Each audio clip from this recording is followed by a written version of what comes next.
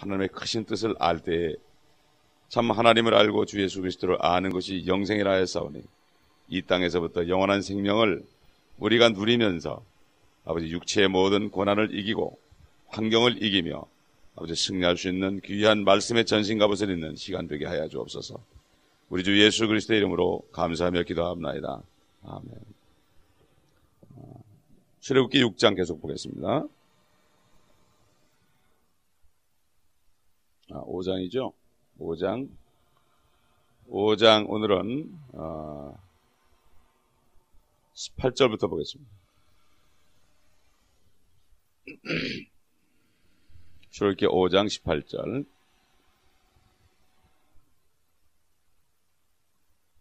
이제 가서 일하라. 짚은 너희에게 주지 않을지라도 벽돌의 총수는 여전히 바쳐야 하리라 하더라. 이스라엘 자손들의 관원들은 너희는 너희의 매일 작업인 벽돌 만드는 일에서 조금도 감하지 못하리라 하는 말을 듣자 자기들이 악한 상황에 처한 줄 알더라.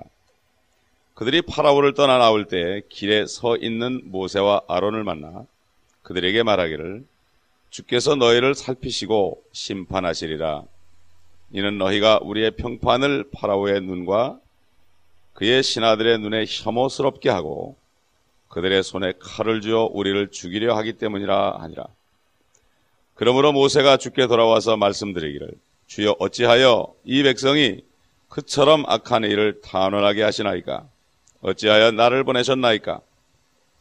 이는 내가 파라오에게 가서 주의 이름으로 말한 이래로 그가 이 백성에게 악을 행하였으며 주께서는 주의 백성을 전혀 구해주지 않으셨음이니이다 하니라. 참 이 성경을 읽다 보면은 전능하신 하나님이 이렇게 자기 백성들을 이방 사람 왕 밑에서 고생을 시킵니다. 하나님은 모든 것을 할 수 있습니다. 그럼에도 불구하고 이렇게 그 수많은 하나님의 택한 민족들이 이집트 왕 밑에서 이렇게 고통을 당하고 있습니다. 지금도 많은 사람들이 하나님이 살아있다면 왜 이렇게 세상이 전쟁과 테러가 끊임없이 그냥 지낸되도록 내버려두느냐? 하나님이 죽었느냐? 그러니까 철학자들 중에서는 하나님이 죽었다고 그런 사람도 있습니다. 이것은 하나님의 참 경륜을 알지 못하면 이해할 수 없는 겁니다. 70년, 80년 사는 안개 같은 인생들은 참 하나님의 말씀에 빛이 비치기 전에는 깨달을 수 없습니다. 이건 도저히 알 수 없습니다. 세상에서 배운 철학이나 과학의 그 테두리 속에서는 이해를 할 수 없습니다. 인간의 썩을 이성 가지고서는 이해를 할 수 없습니다. 그러나 이 지금 울부짖는 지저귀는 새들이나 모든 짐승들은 압니다.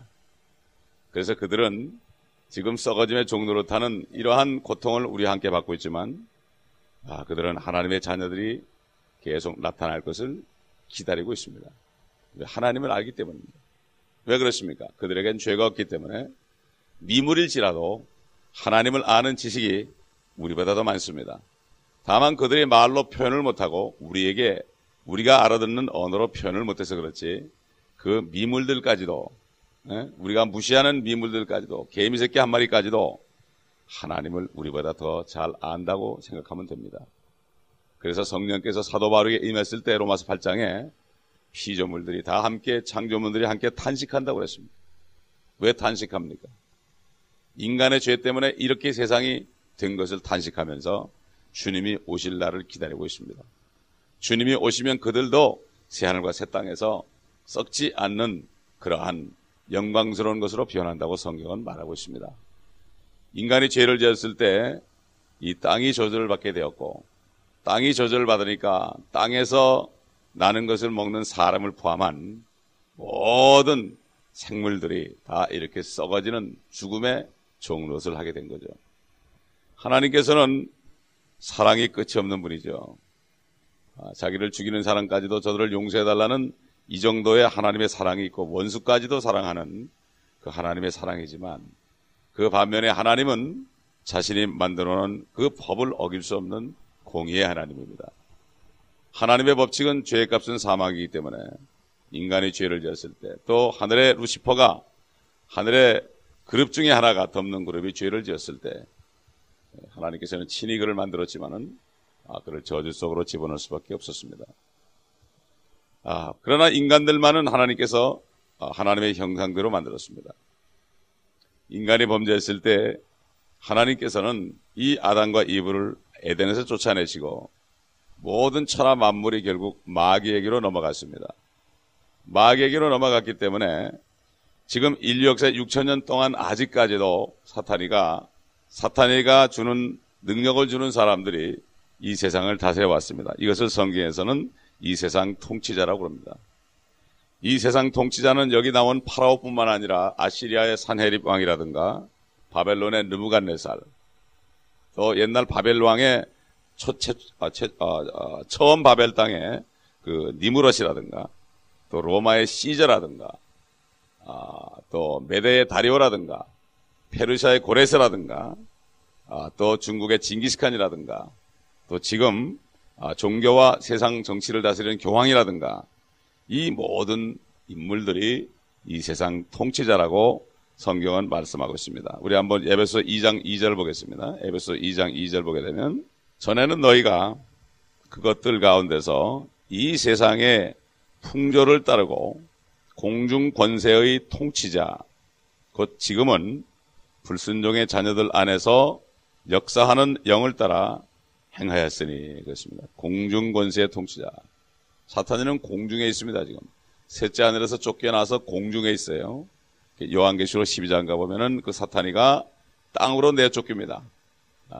적그리스도 치하에. 그러니 이 환란 때 이 마귀가 땅에까지 와서 요동칠 때는 이 세상은 난리가 나죠. 환란이 오는 겁니다. 그렇기 때문에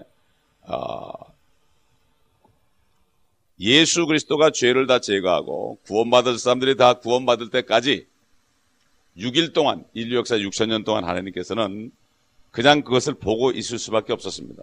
그러나 그럼에도 불구하고 그 사탄이가 다스리는 것을 세상 임금이라고 인정을 해줬는데, 그러나 하나님께서 간섭할 것을 간섭했습니다. 그들을 멸망시킬 때는 하나님이 멸망시키고 이스라엘 민족을 구원해 줬습니다. 지금도 마찬가지죠. 그 사탄의 영들이 그리스도인들을 괴롭힙니다. 그런데 하나님이 그냥 버려두는 것은 뭔가? 참 애굽이라는 나라, 이집트라는 나라는 쉽게 말하면 그 불시험을 주는 그 용광로 같은 곳입니다. 그렇기 때문에 거기에 하나님의 백성들, 또 하나님의 자녀들을 집어넣어서 하나님은 또 득을 취합니다. 그들을 연단시켜서 그래서 그들의 그 악한 손을 통해서 결국 하나님의 백성들과 자녀들을 깨끗하게 하는 이 일을 하시는 것입니다. 악과 선이 공존하면서 사탄이와 하나님과의 역사가 반복되면서, 그러면서 하나님은 뜻을 이루시는 겁니다. 그래서 창세기에 보게 되면 엿새 동안 하나님이 일하시고 일곱째 날에 쉬신다는 것처럼 인류 역사 6,000년 동안 하나님은 끊임없이 주무시지도 않고 졸지도 않고 일하신다고 하십니다. 그러다가 이제 주님이 오시게 되고 심판하게 되면은 사탄이가 감옥에 가고, 또 천년 통치 이후에 사탄이가 나왔을 때 다시 온 세상을 시험할 때 마지막 불로 심판한 다음에 새하늘과 새 땅이 오게 되면은 하나님은 쉬십니다. 이게 원래 안식일이라는 것은 하나님이 쉬시는 날입니다. 그것을 인간들에게 줘가지고 하나님이 쉬는 날이 올 것이다. 지금은 인간의 몸 일주일 7번째 날이 안식일이지만은 하나님의 안식일은 마지막 7번째 천년이요. 또 그 이후에 영원한 심판이 있고 영원 세계로 들어갔을 때 하나님이 영원히 안식하고, 마찬가지로 하나님을 믿는 사람들은 영원히 하나님과 함께 쉴 수 있다. 이것을 보여주기 위해서 이스라엘 민족들에게 영원한 표적이라고 그랬습니다. 이 구약에 있는 것은 앞으로 올 것의 그림자라고 그랬습니다. 그림자를 붙잡고 있는 사람들이 너무나 많아요. 그림자를 붙잡고. 여기 지금 파라오라는 존재는 바로 마귀의 그림자입니다. 그렇기 때문에 여기에 지금 이 관원들은 이해를 못하고, 그래도 지금까지는 지푸라기라도 주고 그러니까 그걸 가지고 재료를 가지고 만들어서 갖다 바쳤는데, 그나마 그것도 안 주고 이렇게 되니까 그 다음에 백성들이 숫자를 못 맞추니까 관원들을 막 때리니까 이 관원들이 그때 아이고 우리가 지금 악한 상황에 처했구나. 이 사탄이는 처음에는 잘 대해줍니다. 예를 들어서 교회를 다니는 사람이 교회를 안 다니면 아주 편하죠. 아주 편하게 해줍니다. 아주 평안을 줍니다. 그래서 나중에 살살 매어가지고 꽉 목을 재가지고 꼼짝을 못하게 만듭니다. 이게 사탄의 계략이거든요. 사탕발림이라 이거죠. 사탕발림입니다. 그렇기 때문에 이 세상에 여러 가지를 봐도 그래요. 음식을 봐도 사람 몸에 좋지 않은 것을 만들어서 그걸 자꾸 먹이면 이 두뇌가 거기에 따라가지고 변해가지고 안 좋은 것을 더 좋아하게 된다 이거예요. 그러다 나중에 점점 안 좋은 것을 좋아하다 보면 나중에 탁 그냥 숨이 넘어가는 이렇게 한다는 거죠. 그렇기 때문에 사탄이는 우리 육신을 가지고 육신의 편안함과 육신의 안위를 가지고 자꾸 유혹을 하다가 나중에 때가 되면 콱 조이게 되면 이미 때는 늦은 겁니다. 여기 지금 이스라엘의 관원들은 그래도 거기서 관원 노릇하니까 이스라엘 민족들을 자기들이 관리하면서 관원 노릇하니까 자기들은 아마 살기 괜찮았을 거예요. 공산주의자들도 윗대가리들은 괜찮잖아요, 살기가. 그런데 나중에 본격적으로 파라오가 이제 악행을 하게 되니까 자기들이 악한 상황에 처한 줄 알고 그 다음에 이제 20절 가보니까 그들이 파라오를 떠나 나올 때 길에 서 있는 모세와 아론을 만났죠. 그러면서 그들에게 이제 불평하기 시작합니다. 주께서 너희를 살피시고 심판하시리라. 오히려 거꾸로 하나님이 파라오를 심판해야 되는데 하나님의 종들을 심판하리라. 이는 너희가 우리의 평판을 파라오의 눈과 그의 신하들 눈에 혐오스럽게 하고 그들의 손에 칼을 줘 우리를 죽이려 하기 때문이라. 그러니까는 이 거꾸로 생각하는 거예요. 요즘도 보면 많은 어린 그리스도인들이 잘 될 때는 괜찮다가 조금 어려우면은 그냥 교회를 탓하고 목사를 탓하고 또 다른 성도들을 탓하고 이렇게 원망하는 것을 많이 볼 수가 있습니다.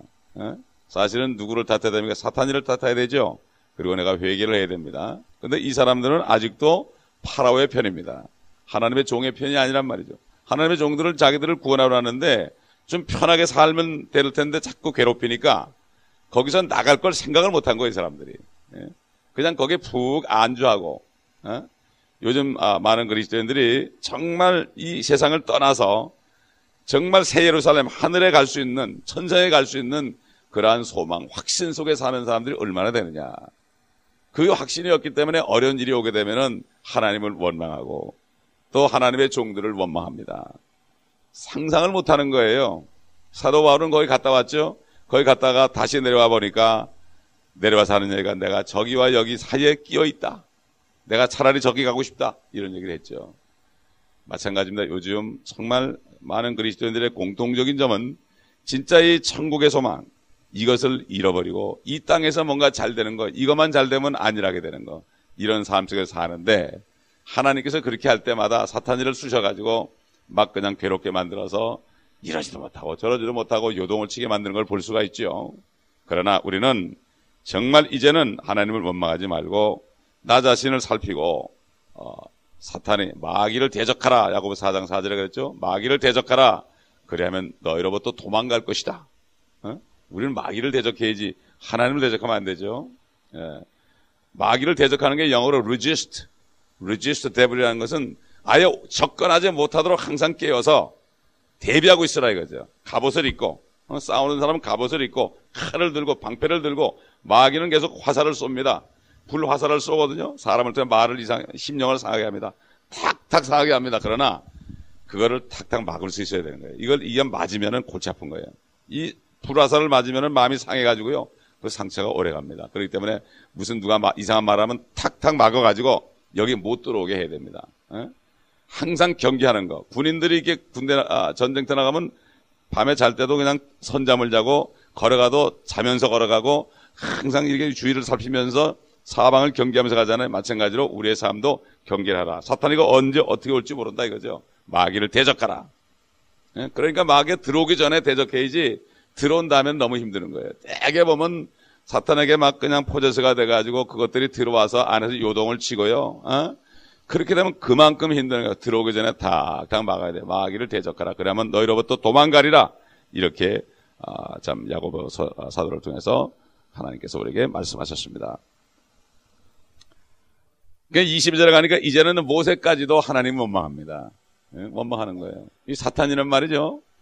이렇게 하나님 그리스도인들을 하나님을 원망하고 또 그리스도의 종들을 또 괴롭혀가지고 그래가지고 다 하나님을 원망하도록 이렇게 만드는 것이 사탄의 계계죠.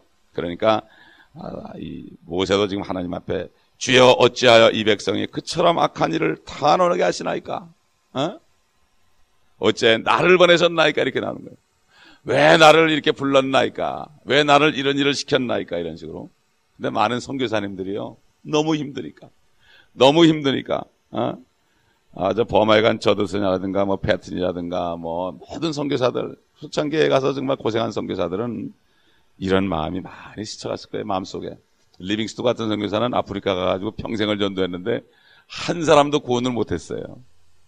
근데 그 사람이 죽은 다음에 열매를 맺었어요. 주님 말한 대로 하나님의 일알이 썩어서 땅에 떨어져 썩어야 많은 열매를 맺는다고 그랬는데 역시 그렇게 됐습니다. 옛날 이삭의 아내 리브가는 에서와 야곱이 서로 이제 죽이려고 이제 싸우는 입장이 되니까 내가 어찌 한날에 너희 둘을 이룰 수 있겠느냐. 어찌란 말을 썼어요. 어찌하여. 또 다니엘은 옛날 느부갓네살이 꿈을 꾸고 아무도 꿈을 알아맞히지 못하니까 거기 있는 모든 마술사들을 다 죽이라고 명령을 했거든요. 그러니까 거기 참 이것을 전하러 온 관원에게 어찌 그리 급하게 행하시나이까? 좀 말미를 주옵소서 이렇게 얘기했죠. 어찌 급할 때 그런 말이 나오죠. 욥이라는 사람은 너무나 고생이 되니까 자기 아버지에게 왜 빛을 줘가지고 나를 낳게 했는가? 아버님 왜 나를 낳으셨나요? 이런 식이죠. 그렇게 외쳤고 참 빌라도도 죄 없는 예수님을 자꾸 죄인이라고 죽이라고 그러니까 도대체 그가 무슨 악한 일을 행하느냐? 어찌 그가 그렇게 악하다고 그러느냐? 죄가 없는데. 우리 마음속에는 이런 마음이 어려울 때마다 스쳐가죠. 어떻게 이런 일이 일어날 수 있는가? 근데 사실 어찌 이런 일이 일어날 수 있는가 그러면 사탄에게 잘못하면 속습니다. 그러나 우리는 그렇게 하지 말고 어려운 일이 오고 이해할 수 없는 고통이 올 때 우리는 어찌 그러지 말고 왜 이런 일이 나한테 일어났을까? 왜 하나님이 나에게 이런 일이 나타나도록 허락했을까? why냐 how냐? 우리가 마음의 생각이 why 쪽으로 가야 됩니다. 왜 이런 일이 나한테 일어났을까? 이렇게 보게 되면 모든 것이 나한테 방향을 맞춰서 하나님 앞에서 내 모습을 바라보게 되고 회개할 것은 회개하고 나갈 때 주님이 나를 고쳐주시고 또 축복으로 인도하시죠. 그러나 어떻게 이런 일이 이러면 불평이 나오는 거죠. 그래서 우리의 심령은 둘 중에 하나입니다. 여기 파라오 쪽에 붙느냐 하나님 쪽에 붙느냐. 그렇기 때문에 우리는 항상 이 마음을 지키고 전심으로 마음을 지켜야 됩니다. 모든 삶의 문제가 거기서 나온다고 우리 지난번에 몇 주 전에 우리가 배웠습니다. 그러면 이 마음이 좋아야만 말이 좋은 말이 나오고 좋은 말이 나와야만 입술의 열매를 내가 먹습니다. 그렇기 때문에 이거는 하나님이 만들어 놓은 법칙이에요. 그러므로 세상 사람들도 선한 말을 하면 선한 걸 먹고 자기가 축복을 받습니다. 이 성경을 읽고 세상 사람이 그대로 행하면 이 땅에서는 축복을 받아요. 그들이 천국을 못 가서 그렇죠. 그렇기 때문에 옛날 도덕을 배우고 참 상강오륜을 배운 사람들이 참 평안하게 살았던 것이 이 땅에서 그 열매를 먹는 거죠. 다른 사람에게 잘 내주니까 그것이 자기한테 돌아온 거죠. 남을 욕하는 사람은 그 욕이 결국 나한테 들어요. 이것이 나에게 나가서 열매가 돼서 돌아오는 거죠. 그렇기 때문에 사탄의 계략은 바로 우리가 어찌해서 이렇게 되느냐 그래서 불평하라고 해서 이 말을 할 때 우리 심령이 내가 상하고 그 열매를 살면서 내가 먹음으로 자꾸 설상가상이 되게 만드는 게 사탄의 그 바로 계략이고 주님께서 말씀하신 것처럼 도덕이 오는 것은 도적질하고 말씀을 도적질하고 이런 얘기죠. 그 다음에 죽이고 멸망시킨다 이렇게 주님께서도 친히 말씀하셨단 말이죠. 그러니까 나중에 가서는 23절에 가서는 이 모세가 이 백성에게 악을 행하였다. 그리고 주의 백성을 그랬어요. 아예 그냥 자기는 이제 이 백성하고 상관이 없다 이런 식으로 하나님 앞에서 얘기했습니다. 사실은 내 민족, 내 백성, 내 동족을 도와달라고 이렇게 하나님 앞에 탄원을 해야 될 텐데 너무 속을 새기니까 이 백성, 하나님의 백성 그랬습니다. 그리고 광야에 가서도 이들이 계속 불평하고 조금만 좀 문제가 생기면 또 돌로 모세를 쳐 죽이려고 달려들고 이 한두 번이 아니었거든요. 그럴 때마다 모세는 내가 왜 이 사람들 위해서 이렇게 해야 되냐고 막 그냥 무릎을 꿇어서 기도했는데 모세는 하나님 앞에 꿇었습니다. 하나님 앞에 무릎을 꿇었어요. 그것이 바로 그의 장점이죠. 그래서 그를 가장 온유한 자라고 그랬어요. 그러니까 우리는 문제가 생길 때마다 사람 보지 말고 납작 엎드려야 돼요. 옛날에 어느 교회 목사님은 전들해가지고 이 깡패 아이들, 마약하는 아이들, 이런 아이들을 데려다가 교회 먹고 재우면서 그 애들을 훈련을 시켰습니다. 그러니까 교회의 어떤 집사가 뭐라고 소문을 내는가 하면은 저 목사 동성연애자라고 소문을 냈어요. 동성연애자라고. 그래가지고 그러니까 교회 장로들이 말이죠. 그 목사님을 쫓아냈어요. 그걸 안 믿는, 그 사람 말을 믿은 거예요. 기도를 하지 않고 그냥 그 말만 듣고 그냥 매도해버리고 신문에까지 낸 거예요. 근데 그 목사님은 아무 말도 하지 않고 그냥 교회를 떠났습니다. 그리고 하나님 앞에 무릎 꿇고 아무 변명도 하지 않았어요. 나는 그런 사람이 아니다는 얘기도 안 했어요. 근데 나중에서 다 그게 밝혀졌죠. 다시 회복이 돼가지고 어떤 다른 목사님이 성도들을 꾸짖고 그래가지고 그 목사님을 다시 끌어들였습니다. 그렇기 때문에 우리는 어떤 일이 일어날 때 하나님 앞에 탄원해야 되고 하나님 앞에 그분 앞에서만 우리가 얘기하면 모든 것을 하나님이 풀어주십니다. 그러므로 오늘 파라오라는 사람의 그 흉계, 이스라엘 민족을 더 괴롭히고 고통스럽게 한 것처럼 사탄이도 우리를 그렇게 하지만 그러나 그럴수록 우리가 무릎을 꿇을 때 하나님은 우리에게 은혜를 주시고 참 평강을 주시고 더 우리를 영적으로 성장시켜 주실 것입니다. 기도하겠습니다. 감사합니다. 아버지 하나님, 옛날 이집트의 파라오 왕과 그 백성들과 또 그들을 구하러 간 모세와 아론을 통하여 오늘날도 동일하게 역사하시는 하나님의 모든 것들과 또 사탄의 계략들을 우리가 알고 영적 전쟁에서 승리할 수 있는 비결을 다시 한번 깨닫게 하신 것을 감사합니다. 이 말씀을 우리 안에 간직하고 이제는 하나님의 전신갑주를 입고 또 칼을 가지고 성령의 칼을 가지고 이제는 사탄을 대적하여 아버지 얼씬하지 못하도록 만들고 우리 개인의 가정과 또 개인이 일하는 곳과 또 이 교회 속에 항상 주의 영광과 은혜만이 넘치는 축복이 있게 하여 주옵소서. 그러므로 많은 사람들이 이곳에 와서 사탄으로부터 자유함을 받고 구원받는 축복이 항상 넘치는, 그러므로 주님의 그 놀라우신 자라게 하심이 이 교회에 넘칠 수 있도록 도와주옵소서. 우리 주 예수 그리스도